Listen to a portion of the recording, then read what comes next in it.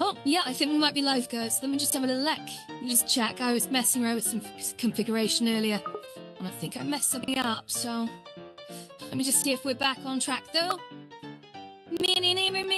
Is that? I'm just taking a little video off to the side, don't mind me. It's gonna prove these things. How are you all anyway? We're just about to get started on a build stream.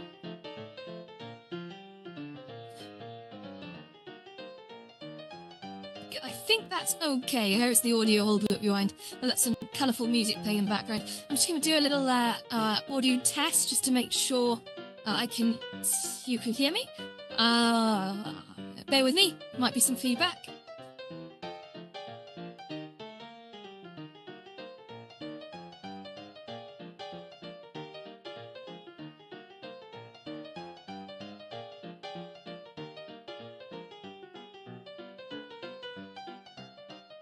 Yeah, it's kind of glitchy. It's kind of glitchy.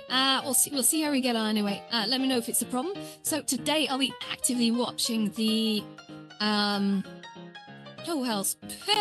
Today I'll be actively watching the YouTube and stream. So yeah. Bear with me. I'm just having some setup issues a moment. We'll get there. Is everything coming through okay? In terms of TikTok, I should be watching the TikTok chat, but I'm not entirely sure. Because we can't see it. So, where might I see that? Bear with me. It's a scheduled stream. Nice. Is that replay buffer? No. Apply?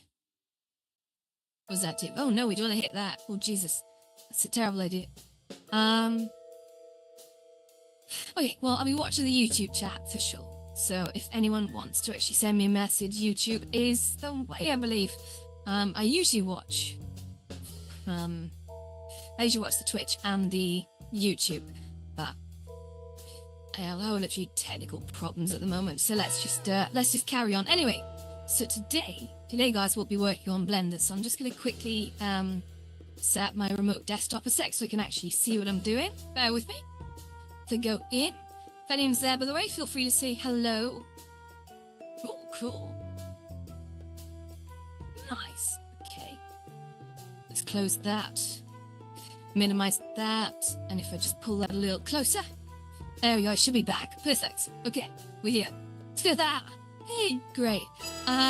So let's just head on into Blender a sec. So you can see behind me I've basically got the White Lotus, which I've freshly exported from within Horizon Worlds. Oh yeah, by the way, I can talk about this stuff now. This is an exciting time because up till now, all the sort of the tools and whatnot in Horizon Worlds on the NASA Horizon Creator Program were also locked very much under sort of I'll say NDAs. Yeah, that's probably the best one. So we couldn't actually talk about any of the tools and formats in the MHCP, but now we can talk quite nipperly about that. There are still things we can't talk about, but in terms of the actual tooling for building worlds, matter of basically clear this tool, just go ahead and see whatever we want, which is great. That's it, see whatever we want, within reason. See, great fun. So, this is a direct export of the White Lotus, okay, as an FBX. So you'll see I've basically layered, I'm just gonna make sure I'm not standing completely in the way of all this. Yeah, I probably am actually. Let's just pull myself out just a little. So yeah, you'll see that, hey, that probably works a bit better, but it can hide name tags.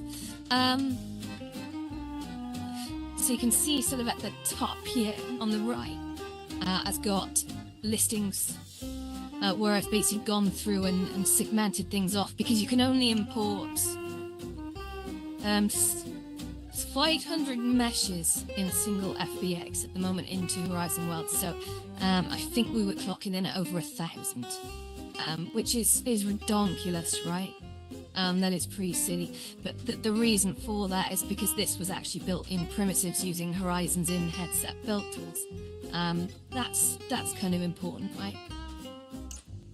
Oh, just realised I've got a tea. Hang on, I'm feeling go grab my tea.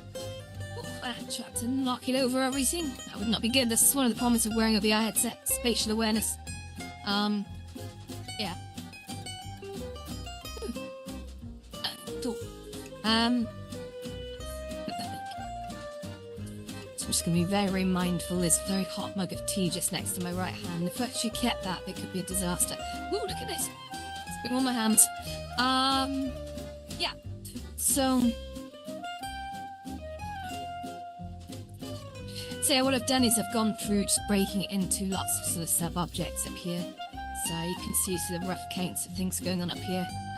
Firstly, I can't really read that. It's like the font's too small, but it does work. I've been able to actually import all of these as separate models, which is great. Guy disappeared. Why have I disappeared? That's nuts. Okay, sorry about that. Yeah.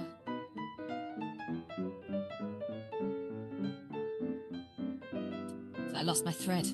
I don't know why it just coined me out then. That was annoying. It's like it actually clicked on the remote desktop. I didn't really want it to do that. Okay. So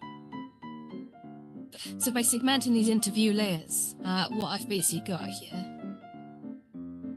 Oh yeah, and by the way, apologies. My brain is not entirely working today, which is why I'm a little bit stop-start at the moment. Okay, so if I just bring in all the view layers, you'll actually see, oops, there's the selectables. If I bring in all the view layers, you'll actually see that is the full White Nose build as it stands. Even the grotto area is in there as well. You've got the balconies just over there. Yeah, it's all in there, guys.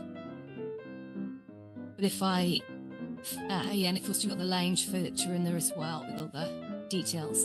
Sorry, it's not really visible, easy to see because I had it on wireframe. There we go, that probably works a bit better for you. So you can actually see everything in there now. Importing it didn't go so well. So I think because I've got a lot of objects then applied transforms in them possibly, I was ending up with like a lot of these objects and columns were just like appearing random places. So that's definitely one to be conscious of. Make sure you apply any of your transforms before trying to export to FBX and then do that.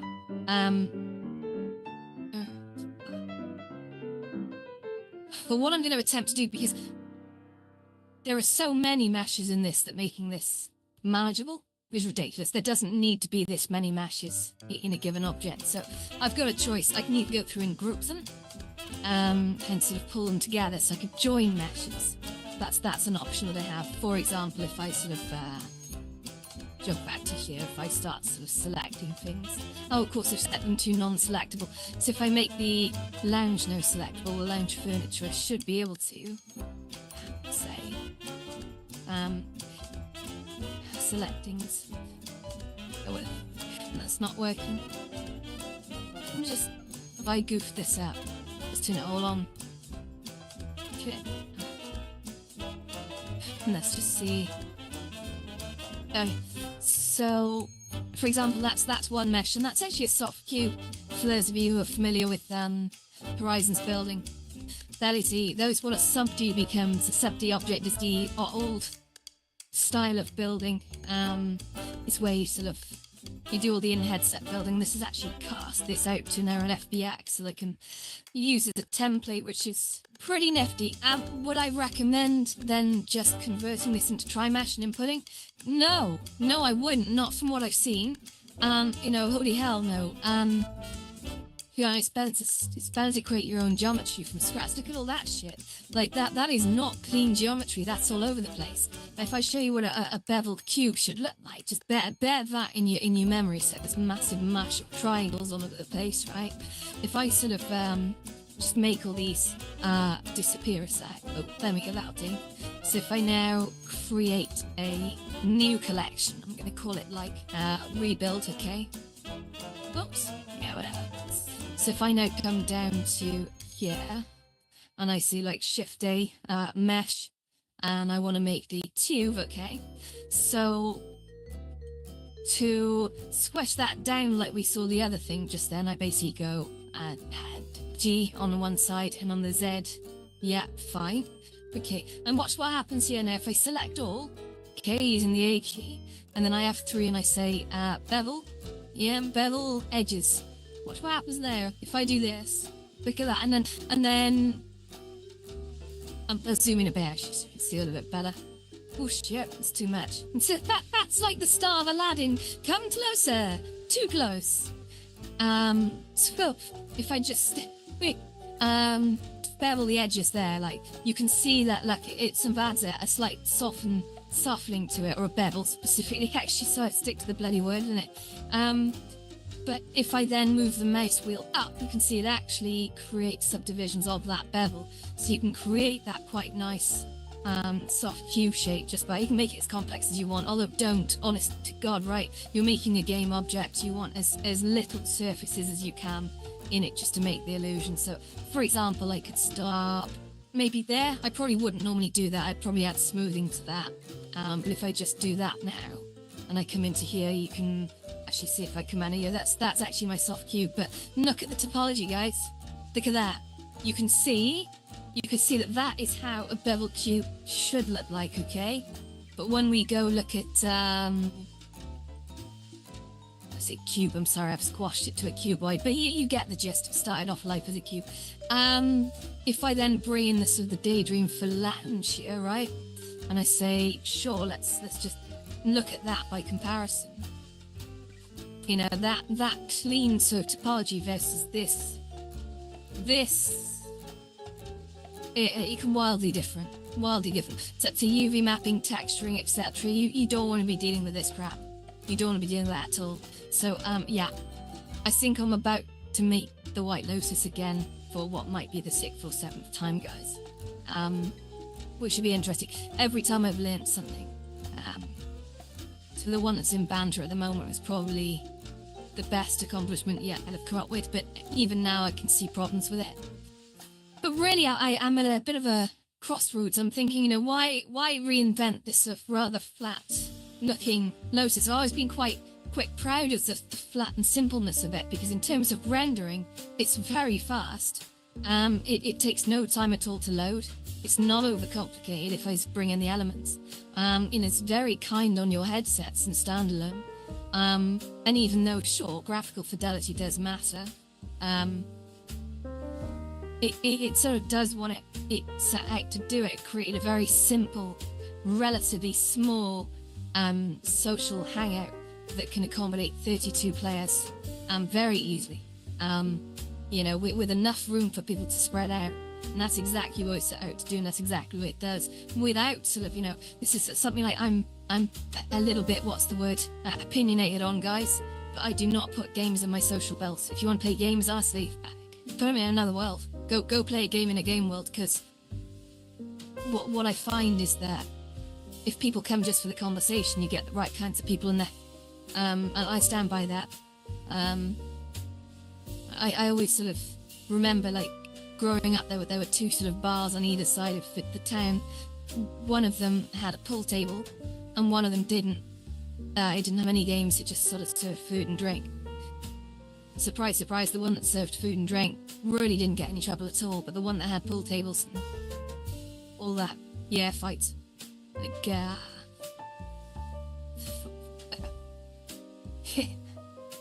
make of that what you will, dear own analysis, but, yeah. No. I don't want games in my bars. They're there for people to socialise. Plus, the more you cram into your worlds, bigger the loading time, the more sort of you've got to worry about complications, etc. So I'm sorry if anyone takes offence to sort of my viewpoints there, but it's just what I believe. Cool. Alright. So look, anyone on the YouTubes? I got a couple of people watching. Nice, hello. Feel free to say hello. I am watching the chat on the YouTube. This is actually an exciting stream, because this might be the first stream that I'm actually broadcasting to TikTok through Streamlabs, which is a major thing, because that means I've got direct access now to actually stream to TikTok without needing to go through the software, which, to keep it polite, I have complained about many times. I'm not a fan of the TikTok software. I find its tendency to, you know, bear in mind I'm concentrated on things and not really looking at the TikTok client most of the time, and to look back every few minutes and find out it's sprung a trick on me to ask me to solve a jigsaw puzzle to prove I'm still here. It is mental. It's absolutely mental. If I had to do that for every single service, I'd be here all day solving rudimentary bloody jigsaw puzzles and not actually doing a stream, which is, yeah, not great, to be honest. And so no, I kind of understand why TikTok did it, but they didn't consider the big picture. And that's why I haven't really streamed to TikTok recently, so I'm sorry to all the people on TikTok. But yeah, that's why I haven't been particularly hot on actually streaming to TikTok recently. For that reason alone, it's too much. It's too much. And then on top of that, TikTok will make sort of funny moves like, it'll say halfway through a stream, oh, by the way, we've marked your stream as a replay, and it's like, this is not a replay, I'm literally doing what? You know, you just so what the hell did I do to deserve that? And it's just some sort of algorithm has basically knocked me down. For whatever reason, I don't even know what the mechanics are of that. Because it believes that I'm a replay. But there's no coming back from that once it does that. You can't appeal it. You're just like, oh, okay, if you say so, and I'm a replay, tell you what, I just won't use your service again. But fine. Yeah, silly nuances. I don't know if they're just sort of prototyping a lot of features, but that's just... It's shit that I just didn't get from any other service, if I'm being honest. Dear, I'm getting an incoming call. No, I'm not answering that. To Mama. Okay. So, what do I intend to do here? Well, you'll notice in here, actually, this is a useful trekking banner if you guys haven't seen it, but at the top here, there is a little filtery button. If I click the little menus here, and then not enabled by default is this little selectable thing in here, and this is really useful if you're used to building in some Horizons, because you're probably used to marking things as read-only, and that's crucial. That's not turned on by default, but by turning that on, you then get access to be able to say if it's selectable or not. So it's not called read-only, and like into Photoshop and other things you'd expect to see a padlock, right? But no, this is selectable. So you see at the moment I can select things, but if I just whip through, which I'm doing against the whole group, you can now see I can't select things, which is great, because I want that there as a template. Because my next movement, I'm actually going to just get rid of some of the features I'm not interested in right now, which will be the... I'll keep main, I'll keep bar, I'll keep the detail wall, keep terrace, keep the dressing room, scratch the balconies, scratch the exterior area, and scratch the grotto, and also anything anything other. In the lounge I'm going to scratch for now as well, because what I want to do is, following suit, something I didn't do in banter, which I should have done, but I, to be honest, I was still finding out a lot of stuff, is actually keep the interior area as like one spawnable unit, and that's something I intend to do with this build. So yeah, we're basically rebuilding the White Lotus in Trimesh. At least that is the mission. Yeah, if you excuse me, I'm just going up to the toilet. I'll be right back. There's probably too much information for a Wednesday, but whatever, deal with it. And right back.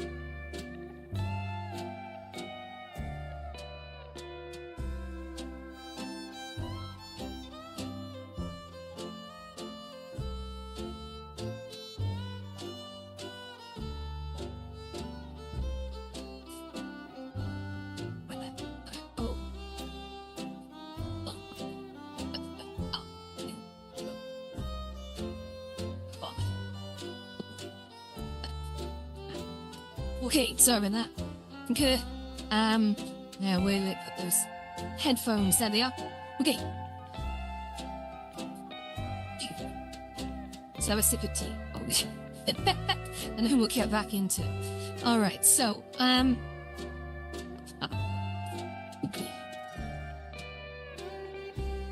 just thinking where I was a sec.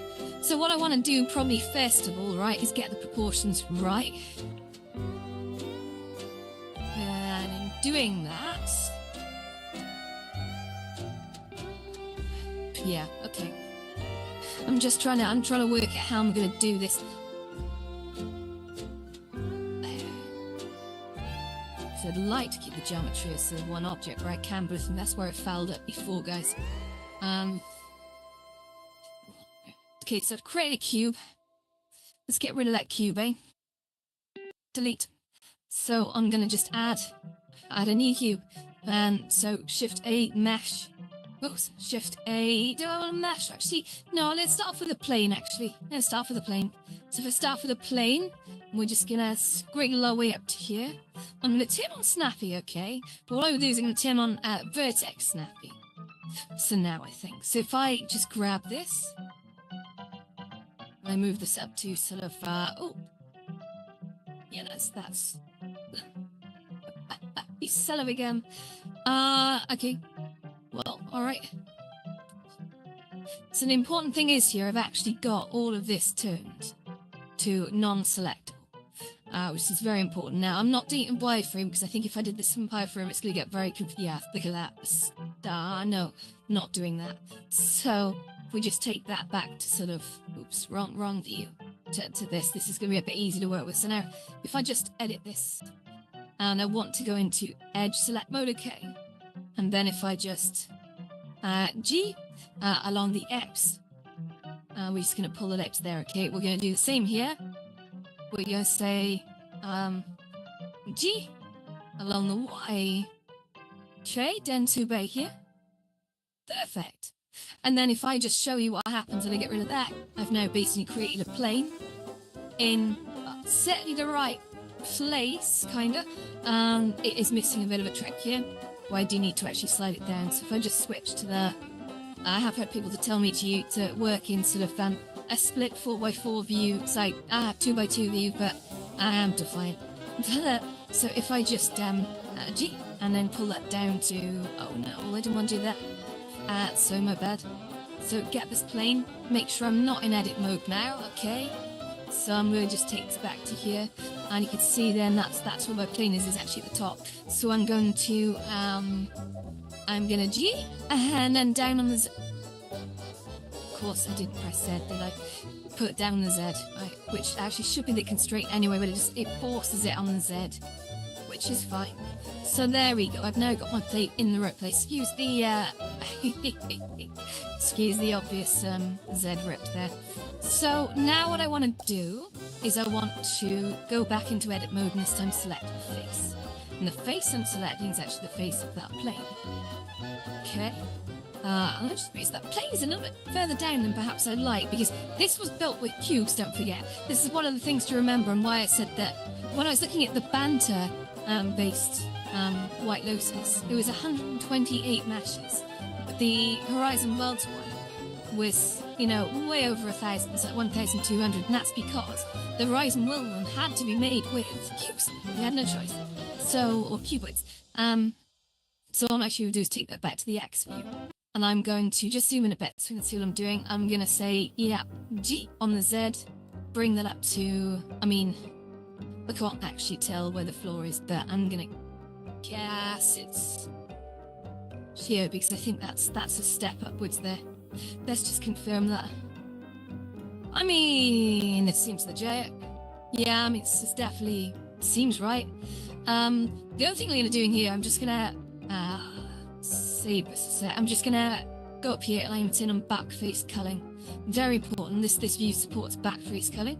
And that means that I can see as I make this, I'll be able to see sort of which sides are the actual normals, which is very important when you import from Blender into a game engine, because when you do that, the game engine only actually renders one side of it. That's absolutely imperative. Blender renders two sides to a plane. Unless you tell it otherwise, which is what we've just done. So back face culling does what the name suggests. It culls the back face. So it leaves the front face on there, right? Yeah. So if I now just go in here and I'm going to just quickly press, and the wonder of having all this non-select was I'm not actually going to accidentally select it. So yeah, anyway, so the crossroads I was at earlier is, do I want to just reinvent the Lotus as its simple boxy state, or do I want to go a little bit crazy with it? Do I want to start making it look, you know, we saw some changes in the Banter one where we brought in some emissive underlighting on the steps and some curved walls, you know, lots and lots of beveling and shine, etc. Why am I getting an invite? That's not. Sorry, 2 seconds. I may have to block someone if they keep doing that because that's very disruptive. Okay, so if I just kind of come back here, and if I extrude now upwards. Oh, damn, I must have hit arc, sorry, my bad. So extrude along the Z, bring it up to the roof. Okay, there we go. Great. Okay. And now, I think what I want to do here, not sure if it's the right time to do it, but I'm gonna have a go. So I'm gonna say, don't know if the danger is when you're grey boxing to get carried away and start going as detailing, and I think this might be me getting carried away, but I'm just gonna try it. So the Control B, which is a bevel, okay? And what was this? Wow, that's crazy. So if I just knock that down to a very simple bevel, I might be able to match this. Doesn't have to be an exact match, okay? But that seems near as damn it, to be honest. Yeah, so you can basically see what I've done here. If I just get rid of all this. Now, if I go inside here, you can see inside this is an example of back freeze culling. If I turn off back freeze culling, you can see the inside as well as the outside, right? But if I turn on back freeze culling, bada bing, then you can see the outside, but that's not actually what I want, right? I want to be able to see it on the inside. Now, I'm going to worry about that in a bit once I've got the shapes all lined up as to the areas. But I'll just give you a quick demo. So if I just quickly go in here and I say, oh, hang on, edit, select all, and do F3, and I say flip. And you gotta be careful, it's flip normals, okay? So it's that top option, mesh normals, flipped. And what that does is flip the shape inside out, right? Which is really cool, because if you're inside there, you can't see out. And in terms of collision checks, if you're inside, it won't let you fall out, but if you're outside, it lets you come in, because normals go in one direction, and that's something which is really cool, and I fully intend to make use of now. We're all sort of using Trimesh and Horizons. We couldn't do that before with Sub-D, and the most you could do is invert a shape, but then, yeah, that was not only unsupported largely, but it was not ideal either. It worked, it allowed you to do some pretty cool things, but by the way, if anyone's on YouTube, feel free to say hello. I am watching the chat on YouTube, but sadly not on any other service. Now I'm broadcasting to TikTok. I probably do need to update the overlay to show the amount of TikTok people watching. Is that I'd like to see if I can do that right now. Or should we just quickly sidetrack? What have I got? View account. So if I just have a look in here, I like to. Oh, now I can only do Twitch and YouTube in that plugin. Okay, never mind. So if we just minimize that again. I did say to show TikTok chat in here, but it seems to have kind of not done that.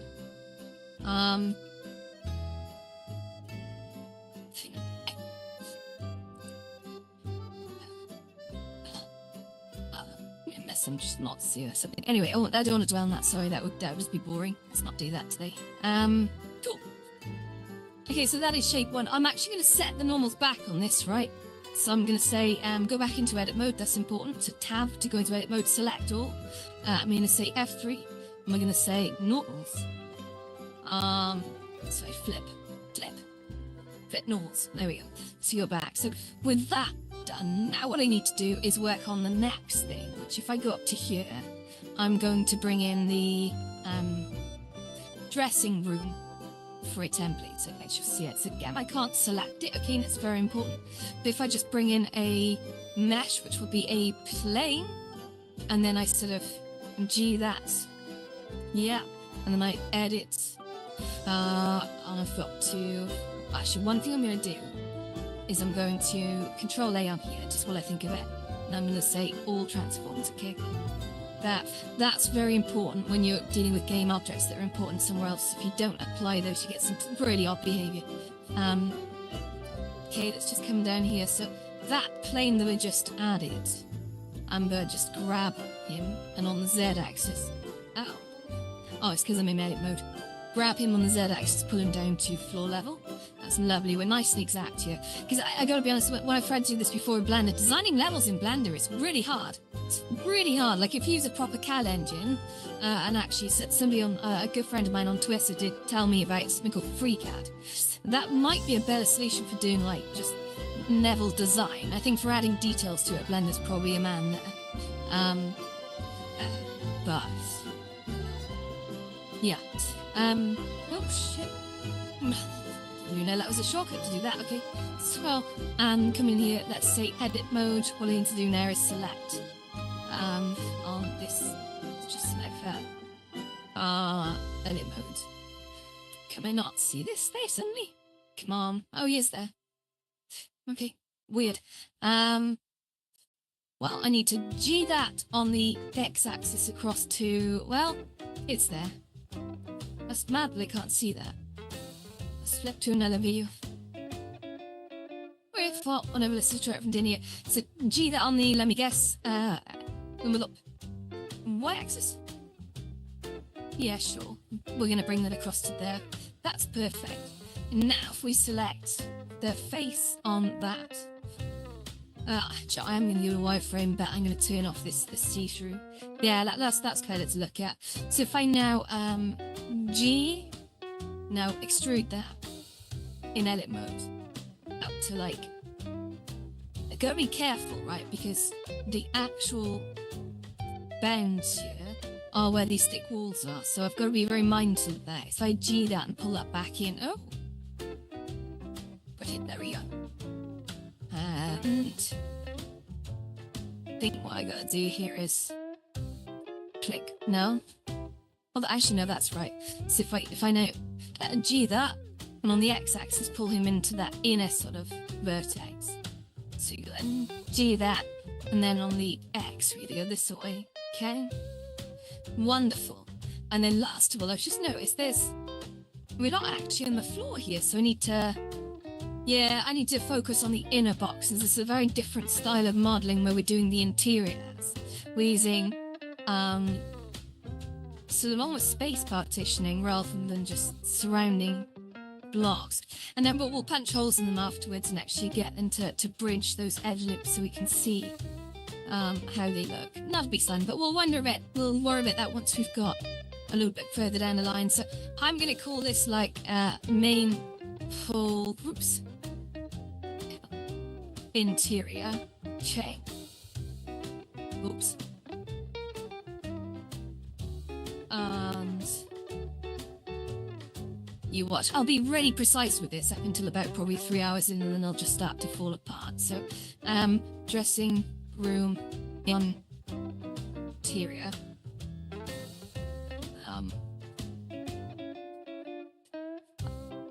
And these will probably be stretched out into their own bounding boxes. Or to be honest, once I've got the interior in, I may choose to just import them in as sort of like the actual, once I've joined them up, they'll be the actual main playable areas, and we'll add the detailing in a sort of a secondary thing. It's very normal when you're designing levels. I mean, if you've used things like Unity, you'll already know that when you import highly detailed meshes, that to calculate collisions on those complex meshes is incredibly expensive. So what a lot of game engines do now, and Horizons is no different from that, being that it's built in Unity actually, will actually generate simpler meshes for collision checks, which is why when you saw this in the sub-D side of things, you know, people would put down spheres and they would walk around on the spheres and wonder why they were sort of falling through them when they got close to the edges. And that's, you know, same with cylinders, and that's because of the collision meshes. But in sub-D, the older style of building, you'd never see the actual collision meshes. But I hear that in the new MHCP tooling, you can see it. And actually it's creating complex meshes is great, as long as they render well, right? Gotta render at sort of on average 69 frames per second as a level, otherwise your level is going to be out of headset drain. You've got to watch that frame rate, definitely. Especially when you add other people's avatars in there. Whoa. So the next thing I'm going to do, guys, is I'm going to get rid of the dressing room as a template, and I'm going to bring in the hell am I going to do? I'm going to bring the terrace, yeah. So terrace is an area, right? So I now need to map out the actual interior area, if you like, of that. So if I just bring myself up to here. Yeah, look at this. They're using entire cylinders. You could just... yeah, it's stupid. Really stupid. Anyway, so I'm going to just a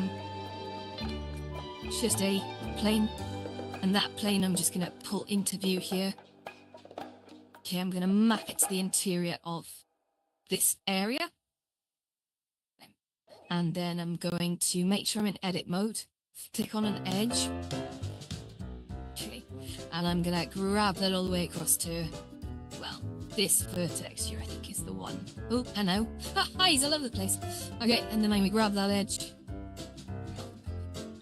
Once you get the hang of snapping in Blender, if you've come from Horizon Worlds, it's a goddamn joy. It really is. It's such a good thing. It gives you so much more flexibility. In Horizons, it's easier, because it automatically guesses what kind of snappy you want to do. And to be honest, I'm not sure if you can do that in Blender as well. Let me have a look. So if I go into here, oh look, I can. That's interesting. So if you shift-click the different snapping modes in Blender, you can actually say, yeah, snap to vertexes or edges, or faces, right? You turn them off. So I can actually just do a multiple sort of scenario thing there. If I do, like, that, what can I do so it can snap to... that's done. And look at the icon. I don't know if you could see it, but the icon's changing. If it's a vertex, I think it goes with a little cross pattern. Possibly, but if it's an edge, it's like dogs. That's fun. But yeah, but I need to make sure I'm only on the y-axis here. Again, that's very important. I think I may have screwed this up, you know, on the previous go. Well, maybe. I'm just gonna undo all of that because I think I may have. So I think I didn't specify the constraint. I think that's kind of cocked me up a bit, so let me just take that back. And if I see, now I'm going to specify the constraints. So when I press G and I press Y, okay, and bring that all the way down to sort of here. Really, I want to be on the interior, so I'm going to say just like, gosh, there I guess. Oh, sure. Yeah, so I'm there. The danger sign was this roof is completely sort of perpendicular. Ridiculous. It's the wrong word. Completely parallel to the ground. When I saw half of it disappearing, I was like, oh, hello. That's not what should be happening. So if we just, oh. I've also just noticed I've created this inside another object in edit mode. You can see it's added it to the dressing room, which is not what I want. So if I press, I think it's P, and let's say selection, separate selection. Bang, that creates a separate thing now, so that's an easily corrected mistake. And I can say terrace interior. I should probably open up the Lotus in them a bit. It's very late and I haven't. So if I'll do a light shoe in the Lotus though, that's the bronze. Yeah. Oh, hi Sammy, how you doing? Yeah, sorry, I am here, I'm responding, just yeah. So my mind is not in a great place right now, it's just oh. Why is that? If I look at that straight on, why is that looking so messed up? Oh. Let's just take it to the side and see what's going on. Is this a problem that I've caused? Probably. Let's have a look. Let's have a look, huh? Oh, look at that. I really have messed that up. Huh. Okay, so let's correct that. So it's because I didn't constrain along a single axis. So if I now constrain on the Z axis, I want to grab and I want to constrain that up to here. Perfect, that's now level. Okay, that's much better. So now I can go sideways and I can grab that downwards on the Z axis just to the bottom, I guess. Yeah? Okay. Fine. Okay, that will do. So if I get rid of the terrace... Oh no, actually I need to size that, don't I? So if I select faces, okay? Edit faces. And then extrude that upwards. Now I'm going to just pull that up to some of the... just the tip. I'm going to pull it up to the tip, okay? Just to about there. And that should be next to though, exactly. So if I get rid of the terrace now, you can actually see I've got the dimensions there, right? And I've even sort of cut away. Oh, yeah, we can cut away the side using the bevel tool there. So that's a really basic sort of like layer introduction there, I suppose. And you can see that does go lower because the terrace is actually on a lower level, so that is fine. And so yes, I think I'm going to leave that there. I just wanted to sort of test the live streaming capabilities of streaming to TikTok. And I have no idea if it worked or not because I can't see TikTok. I'm somewhat out of screens right now. But no, thank you very much, everyone, for tuning in. I think I'll probably leave that there for now. Let's have a look. Do I actually get stats on these things? Oh yeah, I do. I suppose that's what one gift of the TikTok tool is. It does give you a nice little summary afterwards, which is pretty cool. But yeah, nice. Okay. Also, I need to work out why I can't see the chat on this as well. So, which studio mode was this? Studio mode. No? Editor. Oh, shit. Well, that was all right. Okay, right. Thank you very much, everyone, for tuning in. I hope that worked. And I will see you another time. I'll be a bit more organised next time. So I think I'm just... That's the way sleep deprived, where I just can't think straight at the moment, and yeah, I'm not entirely functioning. So we'll resume this another time, and stuff. Cool. All right. Thank you very much, everyone, for tuning in, and see you next time. Bye bye. What the heck?